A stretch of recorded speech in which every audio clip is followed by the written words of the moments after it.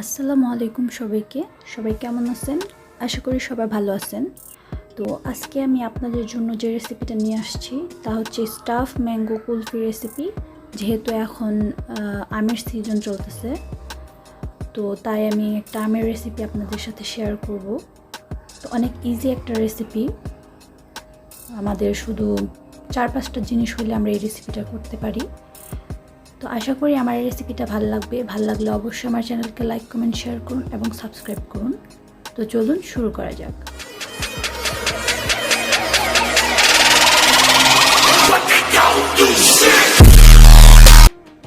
আমি এই জায়গাতে কিন্তু আম নিয়ে নিছি। আপনাদের কাছে যেরকম আমি থাকুক না কেন আপনারা নিতে পারেন, কিন্তু আমটা কিন্তু পাকা হইতে হইব। তো এখন আমি কিন্তু আমের মুখটা কাইটা ফালাই নিতেছি।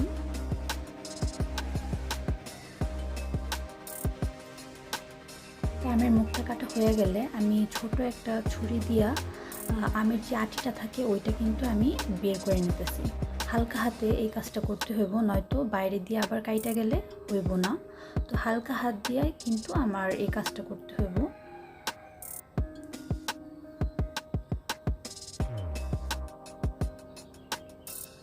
তো চারোদিকে কিন্তু হালকা হাতে আমি ছুরিটা আস্তে আস্তে ঢুকায়া এই আমের যে আটিটা আছে ওইটা আলাদা করে নিতেছি আম থেকে। আমি আইসটা কিন্তু সুন্দর করে উঠা এসে পড়ছে, আপনারা দেখতেই পারতেছেন। তো আমের আটির মধ্যে আমটুকু যতটুকু আম আছে ওইটুকু কিন্তু আমি ছুরির সাহায্যে কাইটা আমের ভিতরে দিয়ে দিতেছি।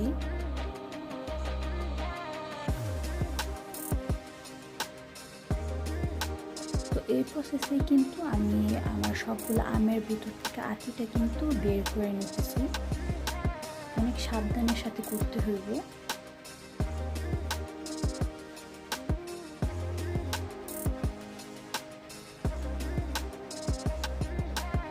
তো আপনারা কিন্তু দেখতেই পারতেছেন যে আমি একই প্রসেসে আমার আমগুলো কিন্তু আমি কাইটা নিতেছি। এটা করার জন্য কিন্তু একটু পাকা আমের প্রয়োজন হইব। হালকা কাঁচা আম যদি আপনারা নেন তাহলে কিন্তু আমি আটিটা বের করতে আপনাদের কষ্ট হতে পারে।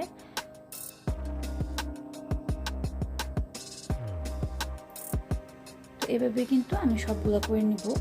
তো আমার কিন্তু সবগুলো করে হয়ে গেছে। তো আপনারা দেখতেই পারতেছেন অনেক সুন্দরভাবে কিন্তু আমার আটিগুলো বের হয়ে গেছে। তো এবার ভিতরের যে লিকুইড মিশ্রণটা আমি তৈরি করবো, যে কুলফিটা বানাবো, তার জন্য আমি এই জায়গাতে 1/2 লিটারের মতো দুধ নিয়ে নিছি। তো এই দুধটা বলক আসার আগ পর্যন্ত কিন্তু আমি জাল দিয়ে নিতেছি। তো হালকা হাতে কিন্তু দুধটা নাড়তে হইব যাতে দুধটা নিচে থেকে না লাগা যায়।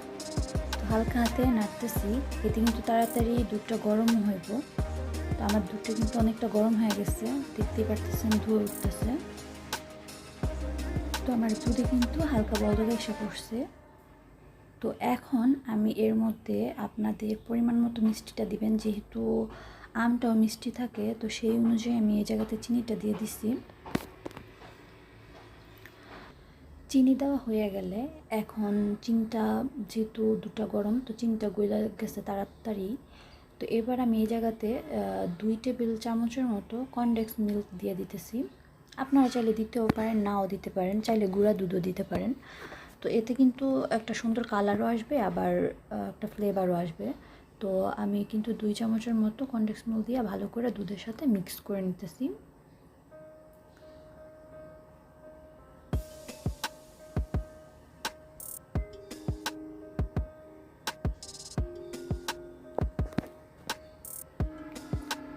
তো ভালো করে কিন্তু আমার কনডেন্স মিল্কটা মিশন হয়ে গেছে। তো দেখতেই পারতেছেন দুধটা কিন্তু অনেকটা ঘন হয়ে গেছে। দুধটা কিন্তু 10 মিনিটের মতো দুধটা জাল দিলে কিন্তু দুধটা ঘন হয়ে যাব। তো আমার দুধটা কিন্তু কুলফিতে পরিণত হয়ে গেছে। তো এবার আমি একটা বাটির মধ্যে কিন্তু দুধটা নামাই নিছি। তো এখন আমের ভিতরের যে আটিটা আমি বের করে রাখছিলাম তো ওই জায়গাটাতে কিন্তু আমি এখন দুধের যে কুলফি আমি তৈরি করছি ওইটা এখন আমি চামচের সাহায্যে দিয়ে নিতেছি। আমি কিন্তু অনেক ইজিভাবে আপনাদেরকে তৈরি করে দেখাইতে চাইছি যে কীভাবে আপনারা এখন আমের কুলফি খাইতে পারেন অনেক সহজভাবেই, কোনো ঝামেলা ছাড়াই। তো এরকমভাবে কিন্তু আমি সবগুলো আমের ভিতরে কুলফি বইরে নিতেছি।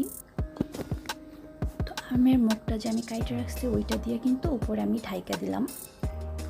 তো একইভাবে কিন্তু আমি সবগুলো আমের ভিতরে কুলফির যে মিশ্রণটা আমি তৈরি করছি ওইটা কিন্তু আমি দিয়ে দিতেছি।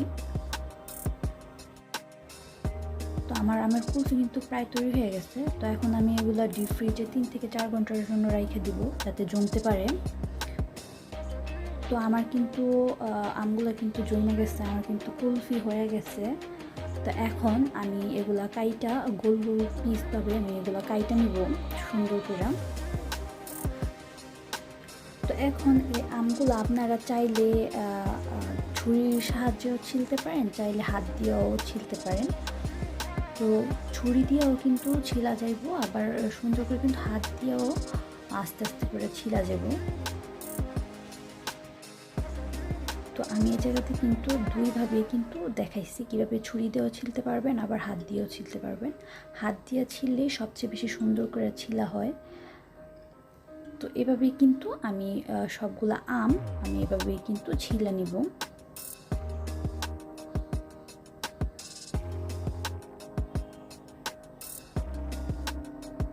তো দেখতেই পারতেছেন আমগুলো কিন্তু সুন্দর করে হাত দিয়ে কিন্তু ছিলা যাইতেছে। তো আপনারা চাইলে হাত দিয়ে ছিলতে পারেন। তো আমার আমগুলো কিন্তু ছিলা হয়ে গেছে। তো এবার আমি গোল গোল করে কাইটে নিব। তো আমি কিন্তু গোল গোল করে কাইটে নিছি। তো আমার কিন্তু ম্যাঙ্গো স্টাফ কুলফি কিন্তু তৈরি হয়ে গেছে। তো আশা করি আমার এই রেসিপিটা আপনাদের কাছে ভালো লাগবে। তো আমি কিন্তু অনেক ইজিভাবে আমি স্টাফ ম্যাঙ্গো কুলফির রেসিপিটা আপনাদের সাথে শেয়ার করছি। তো আপনাদের কাছে কেমন লাগলো তা অবশ্যই আমাকে কমেন্টে জানান। আর যদি ভালো লেগে থাকে তাহলে লাইক কমেন্ট শেয়ার করুন এবং আমার চ্যানেলকে সাবস্ক্রাইব করুন, আমি যেন আরও নতুন নতুন ভিডিও আপনাদেরকে দিতে পারি। সবাই ভালো থাকুন, সুস্থ থাকুন, আল্লাহ হাফেজ।